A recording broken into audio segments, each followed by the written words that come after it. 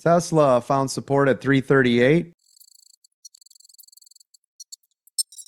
Yep, we're going to start to get some volume here now on Tesla. Watch. If this can break this 55 area, so 341.70, you're going to get a pop to the upside. If that can break and hold above 341.70, you're going to get some volume come in. Be careful, though. If this is going to pull, this is where it's going to be, right? So if I was looking at Tesla, I would wait for it to break 342 to the upside, 342, before I long it. I hope you hear me. Don't try to get in that early. I'll mark it on my screen here. 342. It has to break and hold above that. Don't try to be a hero. You wind up a zero. Yep. Don't you think SPY is more challenging than Tesla? Yeah, I do. I really do. Tesla, because usually when Tesla does Tesla things, it's like all one way or the other. SPY's like up, down, up, down, up, down, up, down. Then it'll find a rhythm, then up, down, and then it'll go, yeah, it'll go from the very bottom to the top, and then it'll go from the top to the bottom like twice a day. And you're like, what the hell kind of circus is this? Like a clock, right? Where Tesla I just bleed out like 6% a day, just like yeah. But SPY will do this. SPY will bleed out like a full percent and a half. And then like the last 10 minutes of the day, it'll be like new high a day. You're like, what? Yeah, Tesla ain't no joke. No,